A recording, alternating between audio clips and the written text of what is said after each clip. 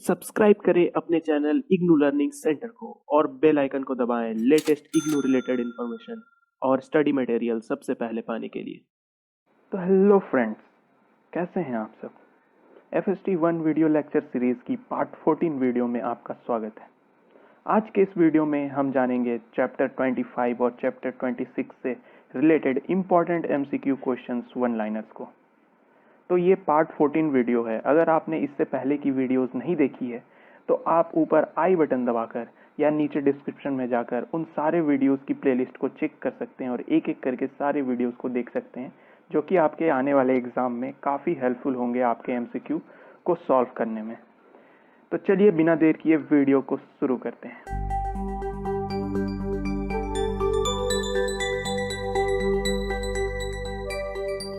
तो आज के वीडियो का पहला चैप्टर है चैप्टर 25, जिसका नाम है सूचना और संचार। इसके अंदर जो टॉपिक्स आते हैं वो हैं व्यापक संचार, संचार के कार्य, जागरूकता पैदा करने में संचार की भूमिका, शिक्षा के प्रसार में संचार की भूमिका, सांस्कृतिक बोध में संचार की भूमिका। तो ये सब टॉपिक्स आते हैं। और इसके अलावा एक और चैप्टर हम इसमें देखेंगे जिसका नाम है चैप्टर 26, संचार प्रणालियाँ। इसके अंतर्गत जो टॉपिक आते हैं उनको हम देखते हैं। तो पहला टॉपिक है जनसंचार। जनसंचार में प्रौद्योगिकी उन्नति, आधुनिक संचार प्रौद्योगिकी का सामाजिक और आर्थिक प्रभाव, विज्ञान की नई सूचना और संचार व्यवस्था। तो ये सब टॉपिक्स हम देखने वाले हैं। तो चलिए बिना देर किए आते हैं वन लाइनर्स पे। तो पहला क्वेश्चन है। पहले क्वेश्चन से पहले मैं दोस्तों आपको बता दूं कि हमारे FST1 वीडियो लेक्चर सीरीज में व्यूज बहुत कम आ रहे हैं। क्या बात है, एग्जाम्स एक्सटेंड होने की वजह से आप लोगों ने पढ़ना भी बंद कर दिया क्या, या फिर बस आप टिकटॉक वीडियो बनाने में लगे हुए? तो चलिए थोड़ा पढ़ भी लीजिए। चलिए पहला क्वेश्चन है, आकाशवाणी के प्रसारण से कितने प्रतिशत लोगों तक पहुंचा जा सकता है? तो आकाशवाणी यानी कि रेडियो के प्रसारण से देश के लगभग 95% लोगों तक पहुंचा जा सकता है। यह आपके बुक में दिया हुआ है। चलिए दूसरे क्वेश्चन की ओर आते हैं। आकाशवाणी रेडियो की बात तो हो गई, अब आते हैं दूरदर्शन पर, यानी कि टेलीविजन। दूरदर्शन के प्रसारण से कितने प्रतिशत लोगों के तक पहुंचा जा सकता है? तो दूरदर्शन के प्रसारण से लगभग 70% लोगों तक पहुंचा जा सकता है। अगला प्रश्न है, स्वतंत्रता की लड़ाई के दौरान अधिकांश संचार किसके द्वारा किया जाता है? तो स्वतंत्रता लड़ाई के दौरान अधिकांश संचार जो है वो परस्पर संप्रेषण के द्वारा किया जाता था। परस्पर संप्रेषण का मतलब हुआ दोस्तों माउथ टू माउथ कम्युनिकेशन, एक दूसरे को बोल बोलकर लोगों तक बात पहुंचाना। तो दोस्तों वीडियो पसंद आ रही हो तो वीडियो को जरूर एक लाइक करें और इस सब्सक्राइब बटन को जरूर दबाएं दोस्तों, क्योंकि आप में से बहुत लोग ऐसे हैं जो वीडियोस तो देखते हैं पर अभी तक चैनल को सब्सक्राइब नहीं किया है। तो देर किस बात की, चैनल को सब्सक्राइब जरूर करें, क्योंकि आपको इग्नू से रिलेटेड मैक्सिमम जानकारी और साथ ही साथ टॉपिक वाइज स्टडी मटेरियल इस चैनल पर रेगुलर बेसिस पर प्रोवाइड की जाती है। तो चैनल को जरूर से सब्सक्राइब कर लें। चलिए अगला प्रश्न है, भारत के राज्य मुख्यतः किस आधार पर बनाए गए हैं? तो भारत के राज्य जो हैं वो ज्यादातर भाषा के आधार पर ही बनाए गए हैं। तो अगला क्वेश्चन है, संचार में डैश का अपना स्थान है। तो संचार में किसका अपना स्थान है? एक महत्वपूर्ण स्थान है संचार में जनसंपर्क का। जनसंपर्क का जो स्थान है संचार में एक महत्वपूर्ण है। अगला प्रश्न है, देखिए दोस्तों आपके एग्जाम में fill in the blanks type के भी क्वेश्चन आ सकते हैं और उनमें आपको चारों ऑप्शन में चूज करके आपको एक ऑप्शन चुनना रहेगा उस ब्लैंक पर। तो इसलिए मैंने blank fill in the blank से भी रिलेटेड क्वेश्चन लिए हैं। अगला प्रश्न है, राजनीतिक प्रक्रिया में भाग लेने के लिए लोगों को डैश की आवश्यकता होती है।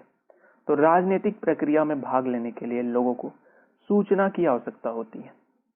तो सूचना याद रखिएगा। अगला प्रश्न है, डैश देश के नागरिक होने की भावना और राष्ट्रीय एकता की भावना पैदा कर सकते हैं। तो क्या देश की नागरिक होने की भावना और राष्ट्रीय एकता की भावना को पैदा कर सकते हैं? तो संचार माध्यम। संचार माध्यम जो है वो देश के नागरिक होने की भावना और राष्ट्रीय एकता की भावना को पैदा कर सकते हैं। चलिए अगले प्रश्न की ओर बढ़ते हैं। भारत में जनसंचार की शुरुआत कैसे हुई? ये इंपॉर्टेंट क्वेश्चन है कि भारत में जनसंचार है उसकी जो शुरुआत है वो कैसे हुई। तो भारत में सामाजिक समूहों में होने वाली बातचीत से, ग्रुप डिस्कशन, सामाजिक समूहों में होने वाली बातचीत से भारत में जनसंचार की शुरुआत हुई थी। अगले प्रश्न की ओर बढ़ते हैं। अगला क्वेश्चन है, जनसंचार के आधुनिक माध्यम कौन से हैं? तो जनसंचार के जो आधुनिक माध्यम हैं उनमें आ जाते हैं आकाशवाणी यानी कि रेडियो, दूरदर्शन, टेलीविजन। तीसरा है समाचार पत्र, पत्रिकाएं, फिल्में, टेलीफोन, इंटरनेट। तो ये सारे जो हैं आधुनिक संचार के माध्यम हैं। अगला प्रश्न, भारत में दूरदर्शन की शुरुआत कब हुई? तो भारत में जो टेलीविजन की शुरुआत हुई थी वो 1959 ईस्वी में हुई थी, 1959। अगला क्वेश्चन है, पहली बार टीवी के रंगीन कार्यक्रमों की प्रसारण कब हुई? तो पहली बार जो है टीवी के रंगीन कार्यक्रमों की शुरुआत जो हुई थी वो 1982 ईस्वी में हुई थी, 1982 ईस्वी में। तो दोस्तों वीडियो को जरूर एक लाइक करें ताकि मैं इस तरह के वीडियो आपके लिए लाता रहूं, और अब कुछ ही चैप्टर बचे हुए हैं तो उन चैप्टर को भी जल्दी से मैं कंप्लीट कर दूंगा। तो जरूर से वीडियो को एक लाइक करें और चैनल पे पहली बार हैं तो चैनल को जरूर सब्सक्राइब करते हुए जाएं। साथ ही साथ आप ये भी बताएं कि आप FST 1 के इंग्लिश MCQ सीरीज की भी वीडियोस चाहते हैं क्या, क्योंकि कुछ लोगों के कमेंट आ रहे थे कि वो इंग्लिश में वीडियो चाह रहे थे, लेकिन जो इंग्लिश वीडियोस के व्यूज हैं वो काफ़ी कम आते हैं। तो आप कमेंट में बताएं कि आप इंग्लिश वीडियो चाहते हैं या नहीं। ज़्यादा से ज़्यादा कमेंट आएंगे तो मैं इंग्लिश वीडियो भी बनाना स्टार्ट करूँगा। अगला क्वेश्चन है, 1983 में भारत में अपना कौन सा बहुउद्देशीय उपग्रह अंतरिक्ष में छोड़ा? तो 1983 ईस्वी में भारत ने अपना बहुउद्देशीय उपग्रह अंतरिक्ष में छोड़ा था जिसका नाम था इनसेट 1B। तो इनसेट 1A जो था उसमें कुछ तकनीकी प्रॉब्लम आ गई थी जिसकी वजह से फिर से दोबारा इसको लॉन्च कर दिया गया था इनसेट को, जिसका नाम रखा गया था इनसेट 1B, जो कि एक बहुउद्देशीय उपग्रह था। बहुउद्देशीय उपग्रह कहने का मतलब है कि इससे बहुत सारे काम लिए जा सकते थे, जैसे कि संचार हो गया, निगरानी हो गई, वेदर फोरकास्ट हो गया। तो बहुत सारे काम एक उपग्रह से लिए जाते हैं तो उन्हें बहुउद्देशीय उपग्रह कहा जाता है। चलिए अगले क्वेश्चन की ओर बढ़ते हैं। अगला क्वेश्चन है, आदर्श संचार व्यवस्था क्या है?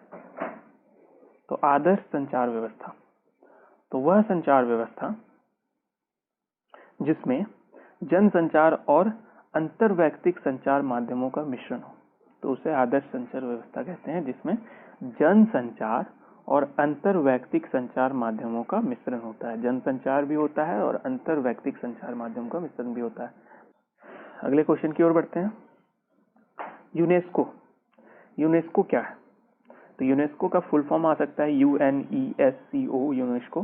तो इसका फुल फॉर्म होता है संयुक्त राष्ट्र शैक्षिक, वैज्ञानिक और सांस्कृतिक संगठन, United Nation Educational, Scientific and Cultural Organization. UNESCO संयुक्त राष्ट्र शैक्षिक, वैज्ञानिक और सांस्कृतिक संगठन। अगले क्वेश्चन की ओर बढ़ते हैं। किन 3 चीजों ने मिलकर संचार व्यवस्था में नई क्रांति ला दी है? तो किन 3 चीजों ने मिलकर क्रांति ला दी है? तो वो 3 चीजें हैं, दूर संचार प्रौद्योगिकी, कंप्यूटर और उपग्रह।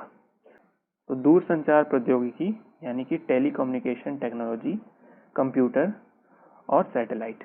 तो ये 3 चीजें हैं जिन्होंने संचार व्यवस्था में नई क्रांति ला दी है। अगला क्वेश्चन है, किस सम्मेलन में पंचशील देशों ने पाश्चात्य शक्ति गुटों की सूचना और संस्कृति के क्षेत्र में समाजवादी रवैये की आलोचना की थी? तो वह सम्मेलन कौन सा था? तो वह सम्मेलन जिसमें पंचशील देशों ने, पंचशील जो देश थे, उन्होंने पाश्चात्य शक्ति गुटों की सूचना और संस्कृति के क्षेत्र में समाजवादी रवैये की आलोचना की थी। पंचशील देश जो थे उन्होंने पाश्चात्य जो गुट थे उन लोगों के साम्राज्यवादी जो रवैया था उनका उन्होंने जो है आलोचना किया था। तो ये जो सम्मेलन था ये था बांडुंग सम्मेलन, जो कि 1956 ईस्वी में आयोजित किया गया था, जिनमें पंचशील देशों ने भाग लिया था, जिनमें भारत भी एक था। तो ये थे चैप्टर 25 और चैप्टर 26 से रिलेटेड इंपॉर्टेंट MCQ क्वेश्चन। तो FSTVN के दूसरे वीडियोस देखने के लिए ये राइट वाला वीडियो दबाएं और चैनल पे पहली बार हैं तो चैनल को जरूर सब्सक्राइब कर लें। मिलते हैं अगले वीडियो में, तब तक के लिए जय हिंद।